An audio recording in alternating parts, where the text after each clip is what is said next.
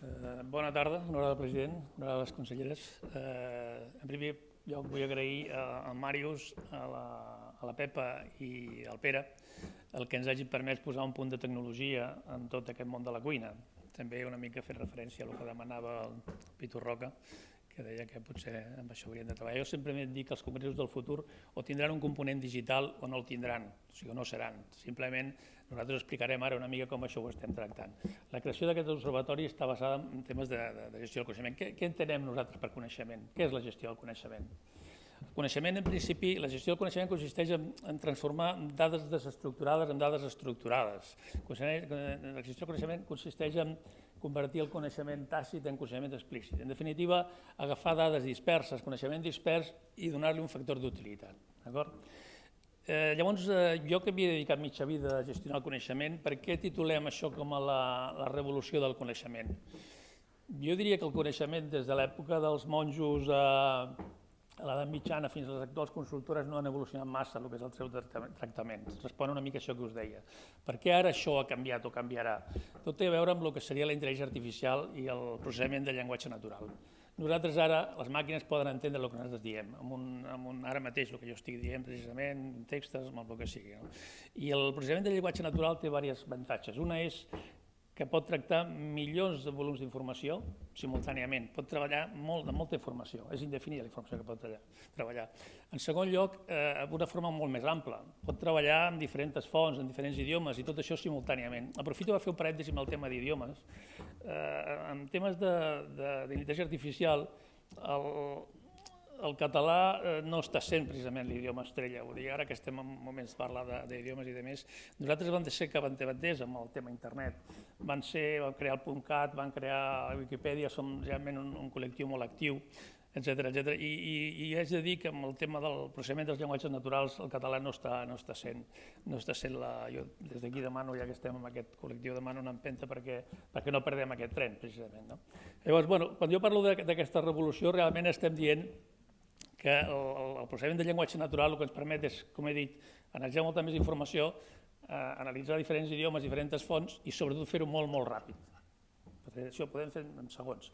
Ara l'Àlex us explicarà un detall. Això pot servir, per exemple, per analitzar o accelerar tots els processos d'investigació en àrees de la salut, o l'exemple que veurem ara, que l'Àlex ens explicarà, que és com després d'un congrés, com al finalitzar un congrés, nosaltres podem tenir les dades del ponent, podem tenir la informació creuada, podem creuar-lo amb altres congressos, etcètera, i això seria minuts després d'acabar el congrés. Això vol dir que el processament del llenguatge natural ens permet estalviar temps i això, com podeu comprendre, és una autèntica revolució perquè estem parlant de temps. El que fins ara no es podria fer, diguem, amb talent humà, sense màquines, ara ens permet fer-ho d'una forma realment molt, molt ràpida.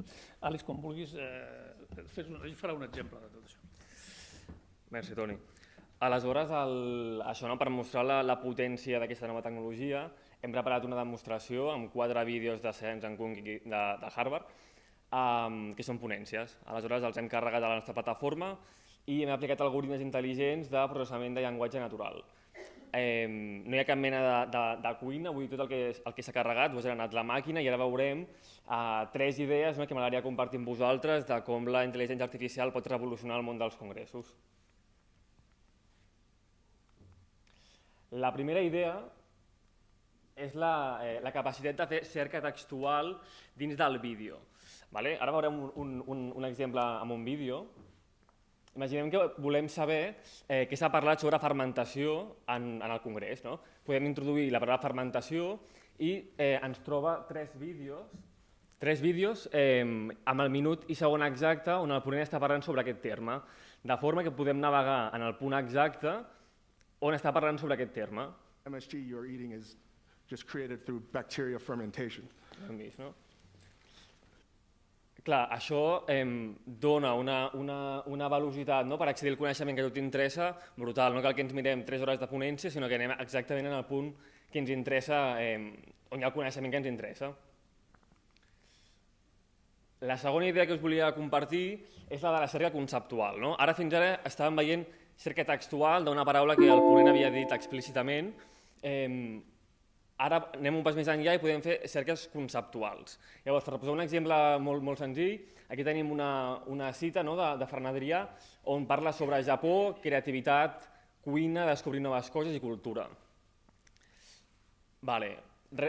Realment podem fer un grau d'abstracció i reconèixer de quines temàtiques està parlant? Doncs amb intel·ligència artificial ho podem fer.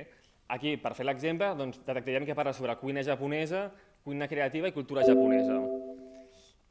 Ara ficarem un altre vídeo molt breu. El fet de poder fer busques conceptuals permet navegar de forma molt més intel·ligent pels continguts, perquè no cal que vagis a buscar un terme concret, sinó buscar per concepte.